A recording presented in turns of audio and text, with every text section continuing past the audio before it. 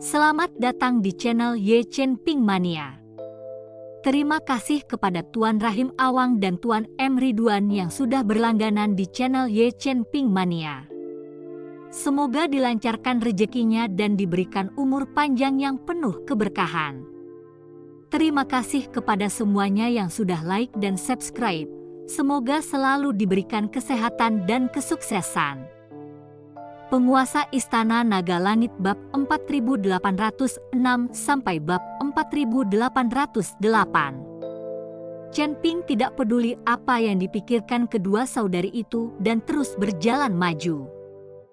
Dia mengeluarkan kantong penyimpanan Tang Xiaoi dan mulai memeriksanya dengan cermat. Sebagai tuan muda sekte Tang, pasti ada banyak hal bagus di kantong penyimpanan. Beberapa pil di dalam kantung Chen Ping dengan santai melemparkannya ke dalam mulutnya.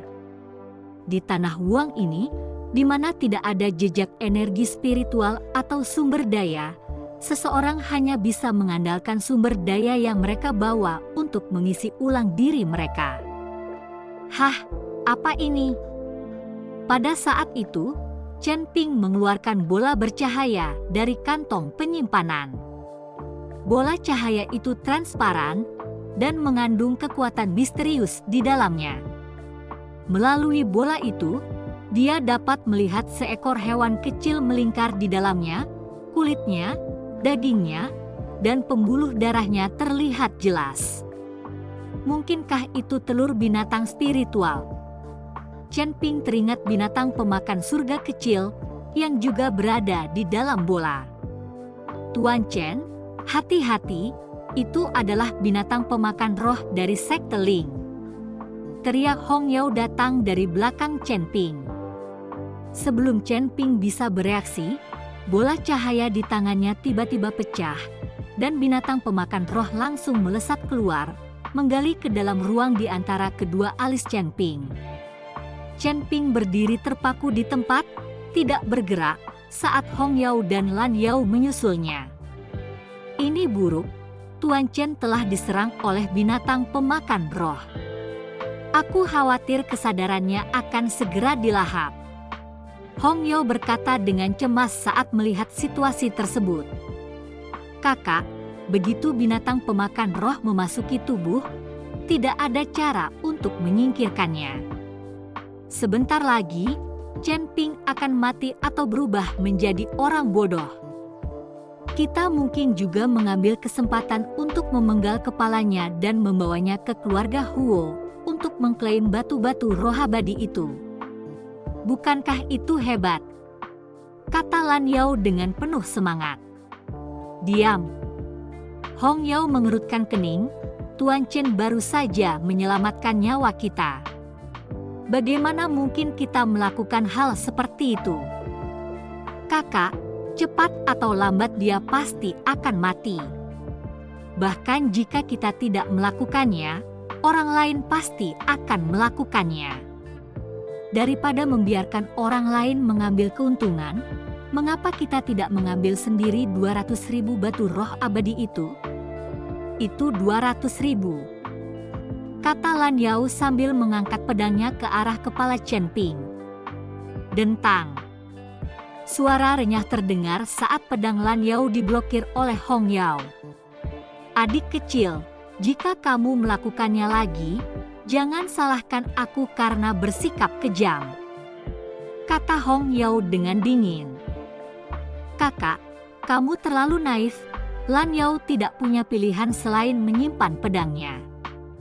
Hong Yao memandang Chen Ping, menyadari dia terdiam sepenuhnya, seolah-olah dia kehilangan kendali atas tubuhnya. Kenyataannya, Chen Ping baik-baik saja. Binatang pemakan roh itu telah memasuki lautan kesadarannya, tetapi ditangkap dan dipanggang oleh Raja Iblis Awan Merah. Bahkan tanpa Raja Iblis Awan Merah di lautan kesadarannya, binatang pemakan roh belaka tidak akan mampu melukai kesadaran Chen Ping sedikit pun. Di dalam lautan kesadaran Chen Ping terdapat kanon emas Luo Agung, sesuatu yang bahkan ditakuti oleh Raja Iblis Awan Merah. Apalah arti binatang pemakan roh yang kecil jika dibandingkan dengan itu? Kudengar setelah binatang pemakan roh memasuki tubuh, kau dapat dengan cepat menghisapnya melalui mulut. Biar ku coba, kata Hong Yao, lalu menempelkan bibirnya ke bibir Chen Ping dan mulai menghisap dengan keras. Mata Chen Ping membelalak, tampak terkejut sekaligus canggung.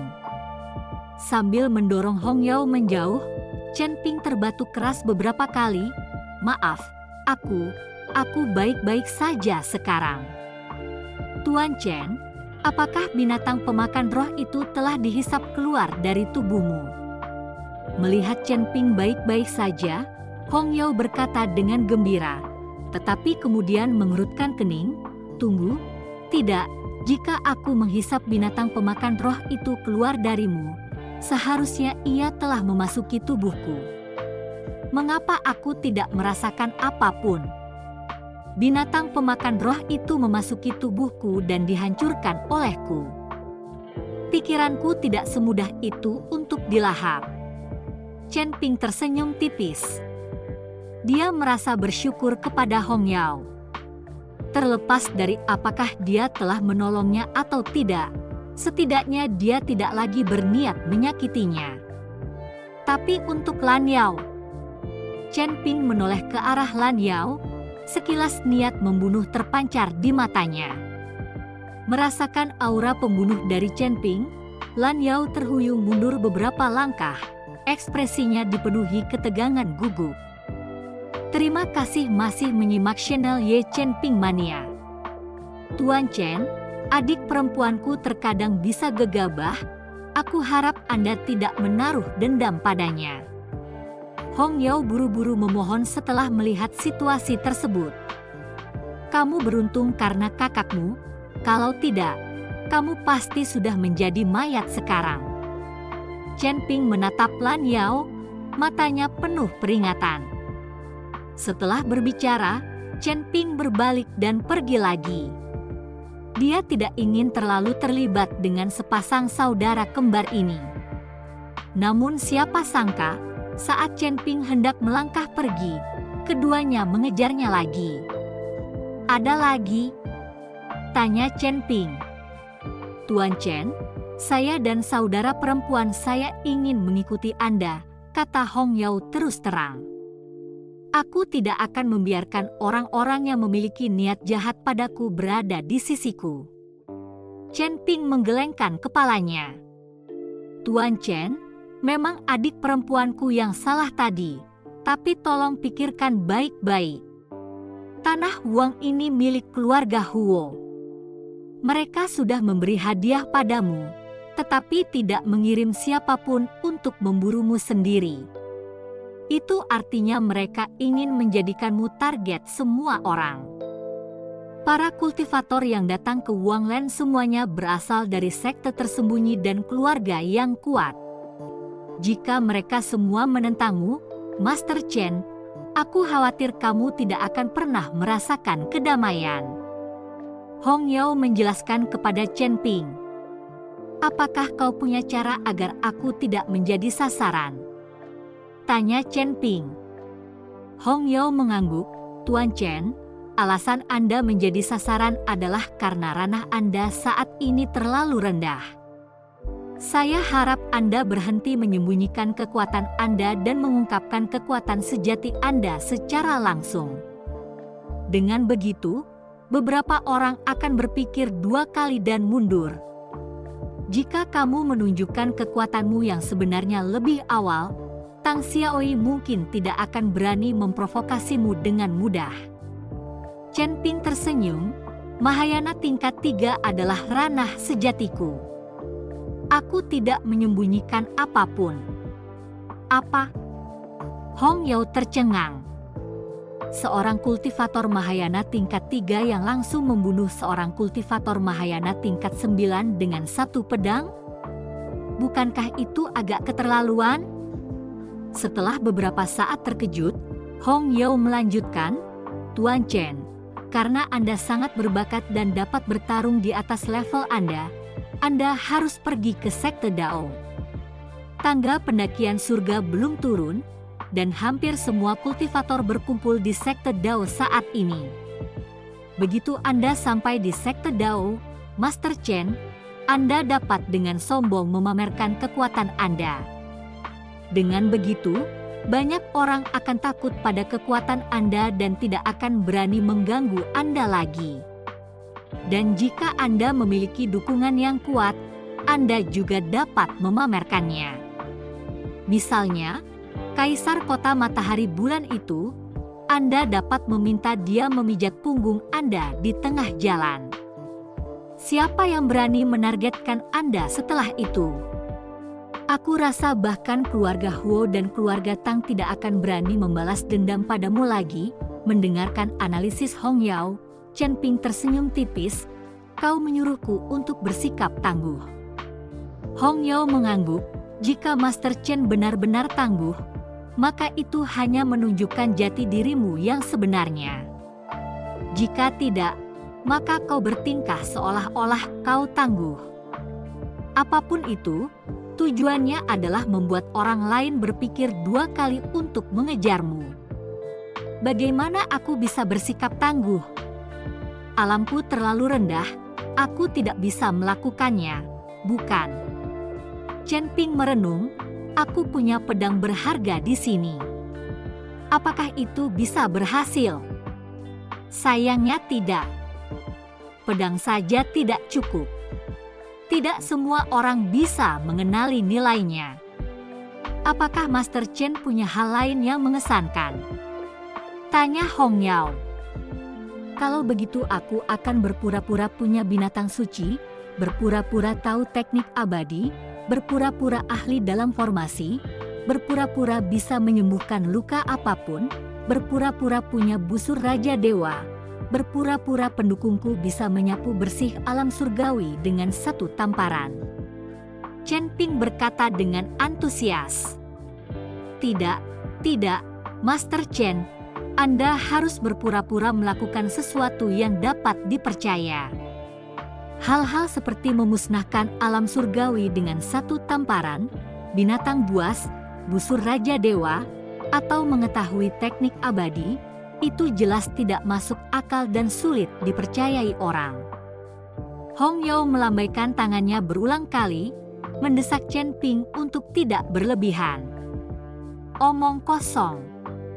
Chen Ping tertawa, dan dengan gelombang panas, dia melepaskan binatang kilin kecil. Terima kasih masih menyimak channel Ye Chen Ping Mania.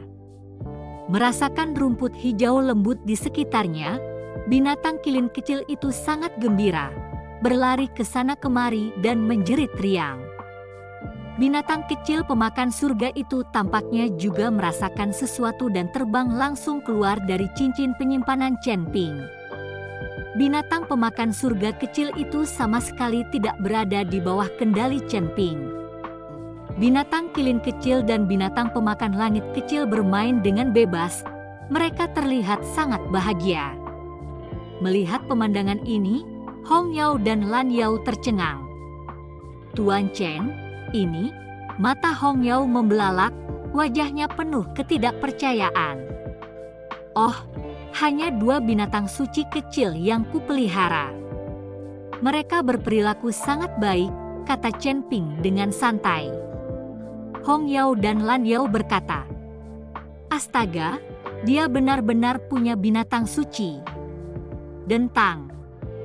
Pada saat itu, suara renyah terdengar ketika busur dewa tiba-tiba jatuh dari tubuh Chen Ping. Maaf, cincin penyimpananku agak penuh. Chen Ping membungkuk dan mengambil busur Raja Dewa. Busur Raja Dewa?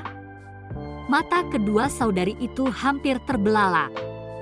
Astaga, dia benar-benar punya busur Raja Dewa.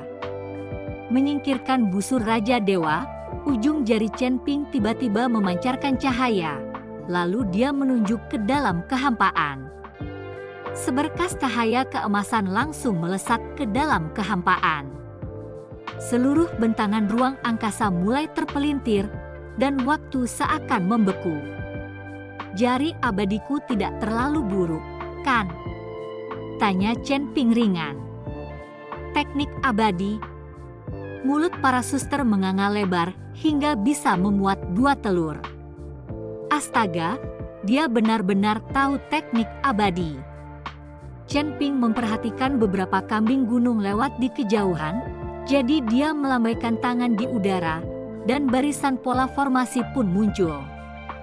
Tak lama kemudian, sebuah formasi terbentuk, menjebak kambing-kambing itu dan mengantarkannya tepat di depan Chen Ping dan yang lainnya. Lalu, seolah-olah dikendalikan oleh sesuatu, kambing-kambing itu menjadi kaku dan jatuh ke tanah. Chen Ping menjentikkan jarinya, dan nyala api tertinggi pun menyala. Saat aromanya menyebar, kambing itu dipanggang dengan sempurna. Baunya harum sekali, sudah lama sekali sejak terakhir kali aku makan daging kambing panggang. Chen Ping menciumnya dalam-dalam, lalu merobek kakinya dan mulai memakannya. Lingkungan di sini terasa seperti dunia fana. Memakan kaki kambing di sini seperti melakukan perjalanan musim semi kembali ke alam fana. Untuk sesaat, Chen Ping merasa seolah-olah dia kembali ke dunia fana. Kalian berdua tidak makan? Tanya Chen Ping sambil melihat ke arah kedua saudari itu. Saat itu, kedua saudari itu benar-benar tercengang, berdiri terpaku di sana, bahkan tidak mendengar Chen Ping memanggil mereka. Kak, apakah itu formasi tadi? Ya. Astaga, dia benar-benar tahu teknik formasi. Kalian berdua tidak makan? Aku tidak bisa menghabiskan semua daging panggang ini sendirian, kata Chen Ping, lalu melambaikan tangannya dengan lembut. Aura seperti angin sepoi-sepoi berlalu, dan kambing panggang itu tampak mendapatkan kembali daging dan darahnya, hidup kembali, dan berlari. Menghidupkan kembali orang mati. Para suster merasa otak mereka tidak berfungsi dengan baik. Astaga, dia benar-benar menguasai seni penyembuhan. Ada lagi yang belum kutunjukkan? Aku akan berlatih sedikit lagi agar bisa pergi ke sekte Dao dan bersikap tangguh. Chen Ping menyeka minyak dari mulutnya dan bertanya.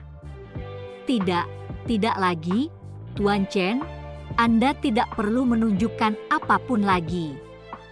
Ini bukan berpura-pura kuat, ini kekuatan yang sesungguhnya. Hong Yao segera menghentikan Chen Ping. Kalau saja Chen Ping terus menunjukkan kemampuannya memusnahkan alam surgawi dengan satu tamparan, mereka berdua bisa saja kehilangan rumah mereka seluruhnya. Apakah ini cukup? Tanya Chen Ping. Cukup, lebih dari cukup. Jika mereka melihat semua ini, tidak akan ada yang berani menargetkan Tuan Chen lagi. Hong Yao mengangguk berulang kali. Baiklah kalau begitu. Chen Ping mengangguk, tapi di mana sekte Dao ini? Ini pertama kalinya aku ke sini, aku tidak tahu jalannya. Aku tahu, aku akan membawa Tuan Chen ke sana. Lan Yao segera melangkah maju untuk memimpin jalan. Pada saat ini, Lan Yao tidak lagi berpikir sedikit pun untuk membunuh Chen Ping demi hadiah itu. Dia hanya ingin mengikutinya dengan sepenuh hati dan bertahan. Dengan Lan Yao yang memimpin jalan, Chen Ping menuju sekte Dao. Terlepas dari apakah ada yang mengincarnya atau tidak, Chen Ping memutuskan untuk tetap tampil memukau. Sekarang setelah dipikir-pikir, sepertinya tidak banyak orang di alam surgawi yang bisa mengancamnya lagi. Bersambung.